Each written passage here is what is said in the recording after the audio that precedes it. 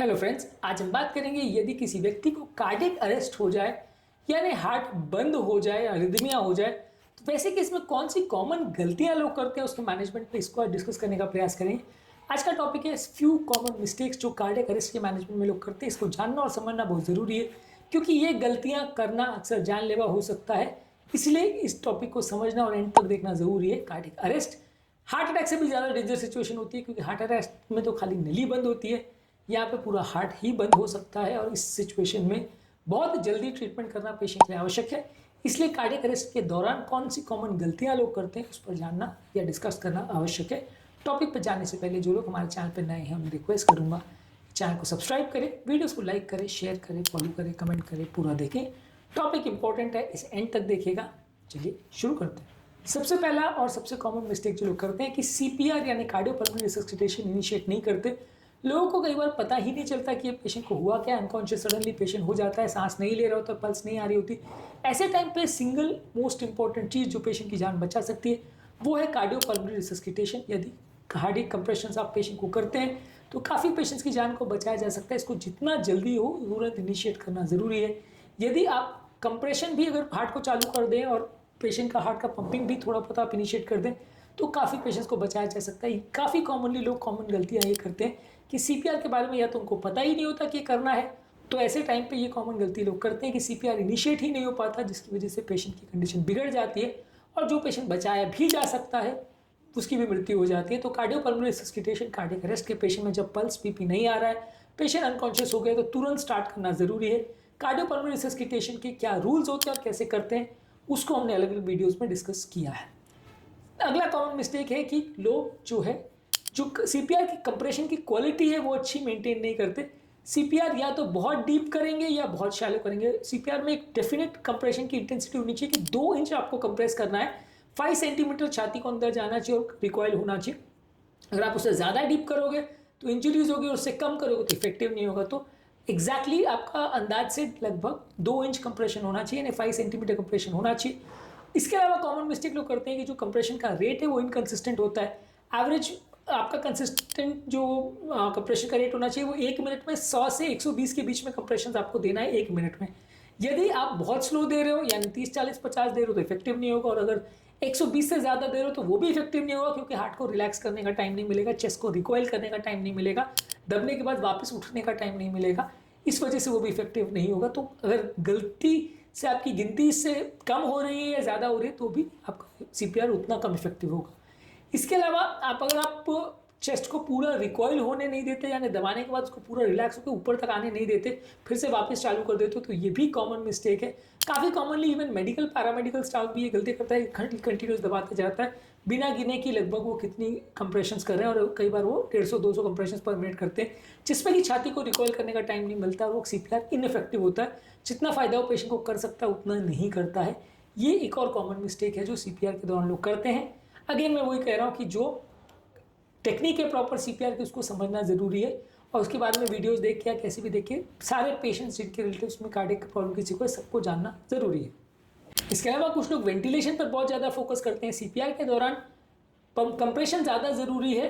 कई बार लोग क्या माउथ टू माउथ ब्रीदिंग और वेंटिलेशन का लोगों ने देखा होता है, उस पर फोकस करते हैं, लेकिन माउथ टू माउथ ब्रीदिंग उतना ज़्यादा ज़रूरी नहीं है कार्डियक अरेस्ट वाले पेशेंट में। हाँ, बच्चों के केस में जब अरेस्ट होता है तो वहाँ रेस्पिरेटरी फेलियर ज़्यादा होता है, तो वहाँ माउथ टू माउथ ब्रीदिंग या वेंटिलेशन भी बहुत ज़रूरी होता है। पर कार्डियक अरेस्ट में यानी अडल्ट लोग को होने वाले जो हार्ट बंद होने वाला प्रॉब्लम है वहाँ मसाज ज़्यादा ज़रूरी है। किसी भी हालत में आपका कार्डियक मसाज नहीं रुकना चाहिए। हाँ, अगर बीच में आपके पास कोई और व्यक्ति अवेलेबल है, 2 लोग अवेलेबल है जो सीपीआर कर रहे हैं, तो एक जन मसाज करे एक जन वेंटिलेशन करे तो चलेगा, लेकिन हर 30 कंप्रेशन के बाद 2 ब्रेथ्स आपको देना चाहिए और बहुत ज़्यादा फोर्स और वॉल्यूम का ब्रेथ नहीं देना चाहिए। ट्रेंड लोगों को इसको करना चाहिए, ट्रेंड नहीं भी है तो भी वेंटिलेशन उतना ज़्यादा ज़रूरी नहीं है जितना कि कंप्रेशन बिल्कुल नहीं रुकना चाहिए, और वो हर मिनट में 100 से 120 होना चाहिए। बीच में कोई और व्यक्ति अवेलेबल है तो माउथ टू माउथ ब्रीदिंग भी करे, लेकिन वो उतना ज़्यादा फायदेमंद नहीं है जितना कि कंप्रेशन है। इसके अलावा कई बार लोग डिफिब्रिलेशन को डिले करते हैं। कंप्रेशन तो चालू कर दिया लेकिन एक्सटर्नल डिफिब्रिलेशन डिवाइस अवेलेबल नहीं है, या है तो मुझे उनको करने नहीं आता, या एम्बुलेंस को बुलाने में लेट हो गया, क्योंकि ज़्यादातर ये डिफिब्रिलेशन डिवाइस एम्बुलेंस में होता है, कार्डियक एम्बुलेंस में खासकर। तो वो एक और बड़ा मिस्टेक होता है। डिफिब्रिलेशन सिंगल मोस्ट चीज़ है जो पेशेंट को बचा सकता है। जितना जल्दी डिफिब्रिलेशन किया जाए उतना पेशेंट को हार्ट को रिस्टोर किया जा सकता है। सीपीआर तो खाली तभी तक इफेक्टिव है तब तक जब तक डिफिब्रिलेटर आ नहीं जाता, पर डिफिब्रिलेशन करने में अगर 6-8 मिनट से ज़्यादा लेट हो गया तो फिर आप कितना भी सीपीआर कर लो बहुत फ़ायदा नहीं होने वाला पेशेंट को। इसलिए फर्स्ट प्रायोरिटी होना चाहिए कि जैसे ही पेशेंट को प्रॉब्लम हो तुरंत एम्बुलेंस बुलाएं, या अगर डिफिब्रिलेटर डिवाइस घर पर अवेलेबल हो तो उससे डिफिब्रिलेट कर दें और सीपीआर साइड बाय साइड करते रहें। डिफिब्रिलेशन जल्दी करना ये सबसे बड़ी प्रायोरिटी है। जब तक डिफिब्रिलेटर रेडी नहीं होता या आ नहीं जाता तब तक आप सीपीआर जरूर करते रहे, लेकिन डिफिब्रिलेटर को डिले बिल्कुल ना करें। इसके अलावा अगला कॉमन मिस्टेक जो लोग करते हैं कि बीच बीच में बिना किसी कारण के सीपीआर को बीच बीच में रोकते हैं। सीपीआर का इंटरप्शन नहीं होना चाहिए। सीपीआर का इंटरप्शन 10 सेकंड से ज़्यादा नहीं होना चाहिए। जितना ज़्यादा बार आपका सीपीआर में रोक होगा या बीच में आप रुकोगे उतना ज़्यादा पेशेंट का ब्रेन परफ्यूजन कॉम्प्रोमाइज होगा, ब्रेन में डैमेज होगा। तो सिर्फ डिफिब्रिलेशन करने के लिए सीपीआर रुकना चाहिए, वो भी तब जबकि डिफिब्रिलेटर बिल्कुल रेडी हो तभी सीपीआर रुकना चाहिए, अदरवाइज सीपीआर रुकना नहीं चाहिए। 10 सेकंड से ज़्यादा का गैप उसमें नहीं आना चाहिए। अगला कॉमन मिस्टेक है कि डिफिब्रिलेटर डिवाइस को प्रॉपरली लगाना नहीं आता या सही तरह से लगाते नहीं है, पैड की पोजीशन गड़बड़ होती है, उसको प्रॉपर डिफिब्रिलेट करते नहीं आता। और अगर हॉस्पिटल का डिफिब्रिलेटर डिवाइस है तो सही वोल्टेज पे नहीं कर रहे हैं, कम ज़्यादा वोल्टेज पे कर रहे हैं, या नॉन सिंक्रोनाइज शॉक जो देना चाहिए उसके बदले सिंक्रोनाइज सेटिंग कर दिया, तो वो सारी चीज़ें में कॉमनली लोग गलतियाँ करते हैं जिसकी वजह से सीपीआर इनइफेक्टिव हो सकता है। इसके अलावा कोई रिवर्सिबल कॉज है जिसकी वजह से अरेस्ट हुआ है, जैसे हाइपोक्सिया, हाइपोवोलेमिया, हाइपोथर्मिया, हाइपो या हाइपरकैलेमिया और एसिडोसिस, या कोई ऐसी बीमारी है जैसे टेंशन न्यूमोथोरैक्स, टैम्पोनाइड, टॉक्सिन्स और थ्रोम्बोसिस कोरोनरी का या पल्मोनरी आर्टरी का, ये रिवर्सिबल कॉजेज है जिसमें कार्डियक अरेस्ट के पेशेंट को बचाया जा सकता है। यदि ये रिवर्सिबल कॉजेज को सही तरह से आइडेंटिफाई करके तुरंत चेंज किया जाए तो पेशेंट की लाइफ को बचाया जा सकता है। यदि इसमें गड़बड़ी की जाती है तो लेट हो सकता है। इसमें जो रिवर्सिबल कॉजेज है उसको एच और टी के फॉर्म में बोला जाता है। H for hypoxia, H for hypovolemia, H for hypothermia, H for hypo and hyperkalemia और एच फॉर हाइड्रोजन आयंस, ये सारे एच रिवर्सिबल कॉज में आते हैं। इसके अलावा सारे टीज जैसे कि T for tension pneumothorax, T for tamponade, T for toxins, T for thrombosis of coronary और पल्मोनरी आर्टरी, ये सारे टी होते हैं जो रिवर्सिबल कॉज में आते हैं। तो ये एच और टी आपको याद रखने हैं कि ये सारे ऐसे कॉजेज है जिसकी वजह से अरेस्ट रिवर्सिबल होता है। आप ये कारण को जल्दी ठीक नहीं करोगे तो बार बार अरेस्ट होता रहेगा। इसके अलावा कई बार लोग अर्गोनल ब्रीदिंग को मिस्टेक करते हैं। कई बार क्या होता है कि व्यक्ति का हार्ट बंद हो जाता है लेकिन पेशेंट फिर भी थोड़ा बहुत सांस लेता है, तो वो थोड़ा सांस लेता है, उसको अर्गोनल ब्रीदिंग बोलते हैं, मरने से जस्ट पहले का सांस लेना। अगर इस टाइम पे आपने सीपीआर नहीं किया तो दिक्कत हो जाएगी। लोगों को लगता है कि यार थोड़ा बहुत सांस तो ले रहा है मतलब ठीक है, कोई दिक्कत नहीं, चल रहा है। वैसे टाइम पे अगर आप अर्गोनल ब्रीदिंग को मिस्टेक करते हो और उस टाइम पे सीपीआर नहीं करते हो तो ये भी एक कॉमन मिस्टेक है जो लोग करते हैं। इसकी वजह से भी ट्रीटमेंट और सीपीआर डिले हो सकता है। इसके अलावा टीम का कोई प्रॉपर कम्युनिकेशन नहीं होता। आपने हॉस्पिटल कम्युनिकेट नहीं किया, आपने फ्रेंड्स और किसी को बुलाया नहीं, दूसरे लोग को बुलाया नहीं जो आपकी हेल्प कर सके सीपीआर में, तो प्रॉपर टीम बेस्ड रिसस्किटेशन नहीं करते, एक ही आदमी करता रहता है, तो वो भी एक कॉमन गलती है। जब भी ऐसा अरेस्ट हो तो आसपास में जो भी अवेलेबल है उसको हेल्प के लिए आना चाहिए, बुलाना चाहिए और सबको मिलके एफर्ट करना चाहिए तो ज़्यादा अच्छे रिजल्ट मिलेंगे। एक अकेला आदमी अगर आइसोलेटेड सीपीआर करेगा तो उतना अच्छा रिजल्ट नहीं मिलेगा। इसके अलावा एडवांस लाइफ केयर प्रोफेशनल का सपोर्ट जितना जल्दी मिले उतना अच्छा। अगर आप घर पे खाली सीपीआर करते रहोगे और एम्बुलेंस के आने में लेट हो गया तो ज़्यादातर पेशेंट नहीं बचेगा। तो पेशेंट को जितना जल्दी एम्बुलेंस में शिफ्ट करना और जितना जल्दी हॉस्पिटल शिफ्ट करना वो ज़्यादा ज़रूरी है। आप सिर्फ घर पे अगर सीपीआर करते रहोगे तो बहुत ज़्यादा आप टाइम तक पेशेंट को बचा नहीं पाओगे।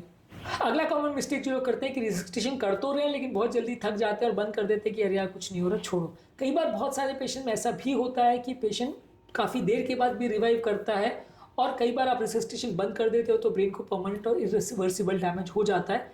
तो यदि आपने सीपीआर को जल्दी बंद कर दिया तो वो भी कॉमन गलती में आता है जिसको कई बार लोग करते हैं।